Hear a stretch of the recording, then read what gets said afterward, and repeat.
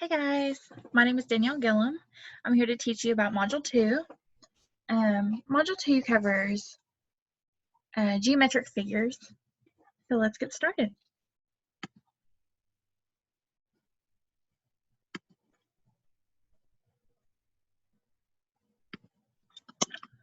Alright, so I don't know what happened to the animation, but right here, if you can see,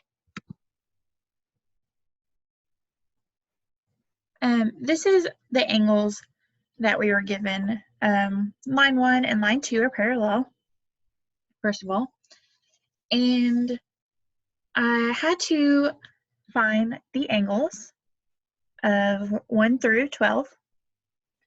And so first off, I started with finding angle 7, because if you have a triangle, the totals equal 180 degrees. And so how I did that is added 61 and 63, and then I got a sum of, let's see, 124, and then I subtracted 124 from 180. So 7 is going to be 56 degrees. And then if you have a supplementary angle is anything along a straight line, like line 1. All of the angles along that straight line equals 180 degrees. And so it's basically just a half circle, because your full circle is 360. A half circle is 180. So 1, 2, and 3 are all going to equal 180 degrees. And so also, if you have corresponding angles, like the one with 61 degrees right there and 3, those are corresponding angles. So they're both 61 degrees. And then your 6 and 10 are corresponding angles. And then we found out 6 by subtracting 180 minus 61. And so that's basically just the gist of how you would do that. Let's go to the next one. So I was given this shape. Had to find the angles, and it was basically started again like that by finding the triangle. And of course, if you notice from the small triangle, we were only given one angle. So I used the big triangle ABC, and we added up 74 plus 26, which equals 100 degrees even. So 180 degrees minus 100 degrees is 80 degrees. So that's how we found the angle of 1. And then your similar angles are 1 and 5, and 2 and 7. So 1 and 5 are going to be the same amount, and 2 and 7 are going to be the same amount. So since we found out 1 is 80 degrees, 5 is going to be 80 degrees. And so then the whole, use your formula. Hold on.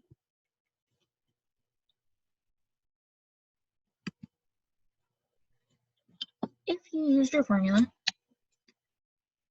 for a shape, you're going to have number of sides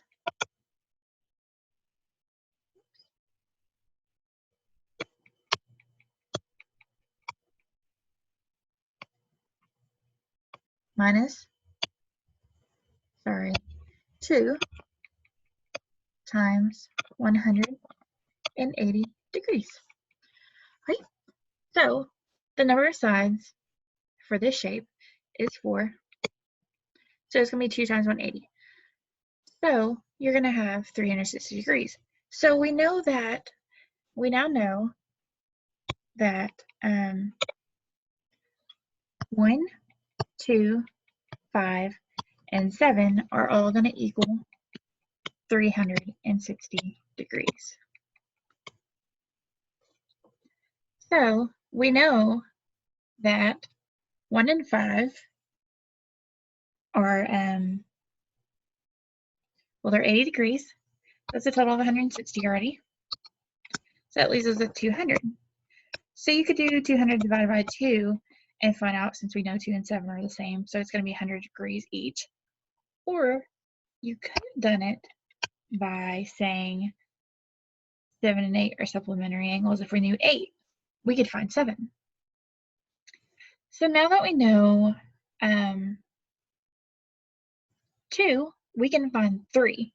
So since 2 is 100 degrees, 3 is automatically going to be 80 degrees. And then you're able to find 4 by 74 plus 80 equals 154. So 154 minus, or 180 minus 154 is 26 degrees. And so we know 26 degrees, we know 80 degrees. If you add up 26 plus 80, you're going to get a total of 106 degrees. So if we did the 180 degrees minus 106 degrees, you are going to get 74. And that's how we find that. And then if you didn't find 8 already, that's how you find 8. And as well as 7 and 8 together make 180 degrees. So that's how I did that. I told you what the similar angles were, but your supplementary angles, like I said, are whatever equals 180 degrees, the straight lines. So 7 and 8 are supplementary angles, and then 2 and 3 are. And they usually say supplementary angles are 2 angles equal 180 degrees. 4, 5, and 6 are not 2 angles, but it is 3, and they do still equal 180 degrees.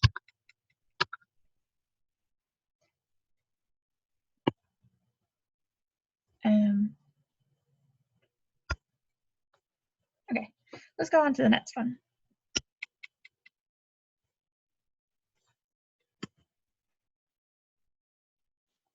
Okay, so right here we have a concave polygon. Get my annotate tool back out. So number of sides are, we have 1, 2, 3, sorry about that, 4, 5, 6, 7, 8. Total of 8 sides. So what you're going to do is you have 8 sides. We're going to use the formula. Can I write all this? Yeah. Okay, so we have 8 sides. So you're going to use your formula. Sides minus 2 times 180 degrees. We have 8 sides.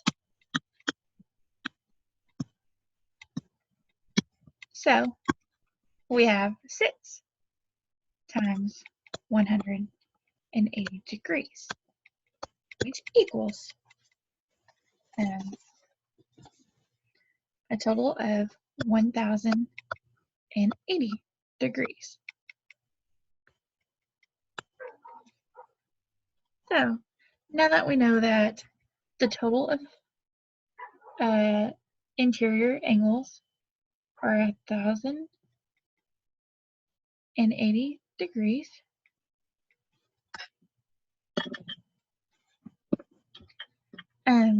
you would take 3 times 3y plus 3 times 7y plus 2 times 12y. We're going to get a total of 54y. So now that we know that, we're going to say 54y equals 1,080 degrees. So then we're going to divide 54. What you do on that side, you must do by this side. 54. And so that's going to give you a total of y equals 20. So we now know that y equals 20 degrees. So then you'll just go through and plug in, when you're doing 3y, it's going to be 3 times 20. So then you're going to have the angle of 60 degrees right there. And you'll do it so on for 7y, 140 degrees. 12y equals 240 degrees. So that's how you find that.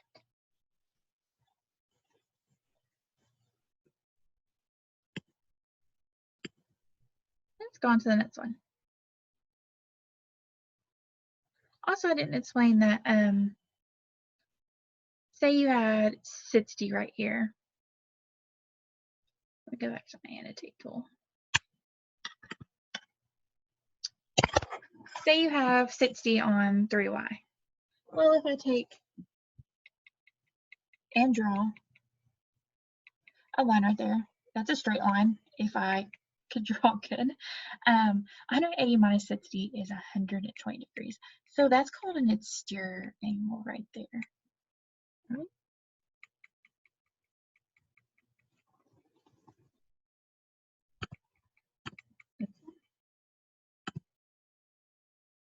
This is a nonagon. Okay? So we're trying to find this right here, the exterior angle, and this. So again, we're going to use the formula.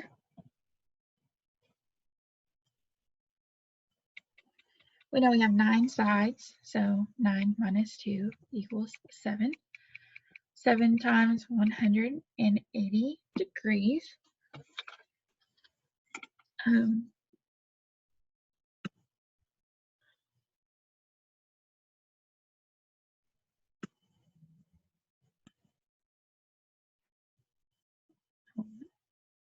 Okay, so 7 times 180,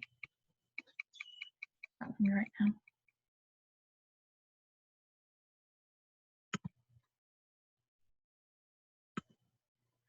180 degrees equals a total of 1,260 degrees. Okay, so 1,260 degrees. We know that we have 9 points, they call vertices, 9 sides, and 9 interior angles right here. Okay, so 1,260 degrees divided by 9 equals a total of 140 degrees. So let me clear that. This is going to equal 140 degrees. Use all wheel.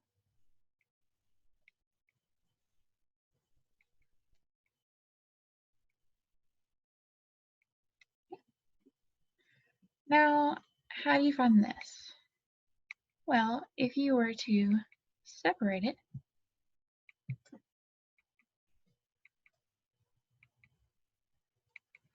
now you have 1, 2, 3, 4, 5, 6, 7, 8, 9. 9, just like you have 9 inside parts for the 9 sides. So, your circle is 360 degrees like that.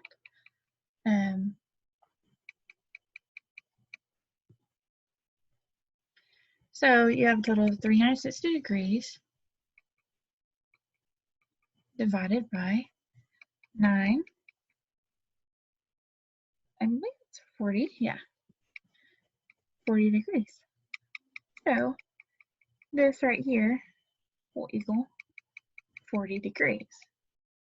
Now, how do we find our exterior angle? Well, we know that's 40 degrees. This is 140 degrees. So you'll find this, divide it in half, and then you find that angle, and then let me clear this up for you. When you find this, you have that straight line, and you'll do 100 degrees minus this angle equals your exterior. Let's try another one.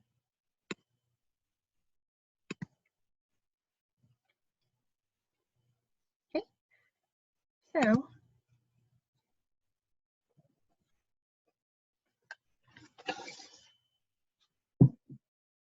we have, this is number 5, and I was told to construct a cube with the vertices A, B, C, D, E, F, G, and H. And so I constructed vertices D, E, G, and H right here. Just falls into place. And so that is now a tetrahedron. And if you didn't notice, this is a 90-degree angle. What did I just do?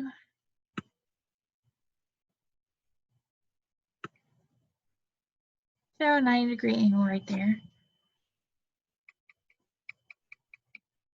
I want to point that out. And then, so this is your tetrahedron. And then right here is the same cube, A through H.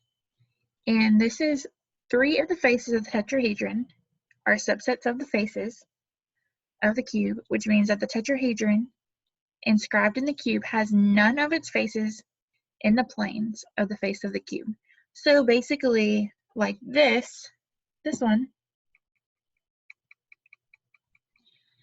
has this triangle in the face of the cube, and this triangle in the face of the cube, and this triangle in the face of the cube. This one doesn't really have that. It's really hard to imagine it and see it, but if you look at the tetrahedron in the cube, it really doesn't have, like, it may look like this is, but it's not touching any of the faces. Okay. Go to the next one. These are Schlegel diagrams. So we have a tetrahedron,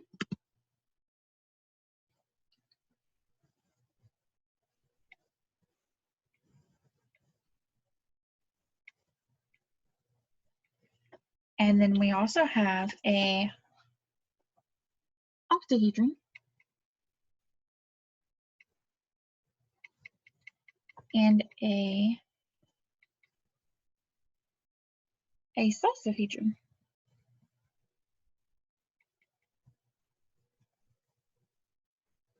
Sorry about the handwriting. So these are Schlegel diagrams, okay? The purpose of a Schlegel diagram is to show a 2D form of what you would have in your head of a 3D diagram. So these are the 2D diagram. The octahedron isosahedron is pretty hard to look at and understand and kind of figure it out in your head. But if you see right here, your tetrahedron we just looked at in that cube in the last question. If I had a 3D model, I was trying to show you, but it didn't work out on the PowerPoint. But this is the 2D form of the 3D tetrahedron that we had kind of just saw in the last question. And again, this one's hard to see. You have octagon has 8 sides, right? So 1, 2, 3, 4, 5, 6, 7, and you're thinking, oh, that's just 7, but it has the whole imaginary back side that is 8. So it's kind of hard to see those, but that's what they're there for. They're really neat. All right. And that is it. I want to thank y'all for learning with me. I hope maybe that can clear some things up for y'all. So maybe thank you again.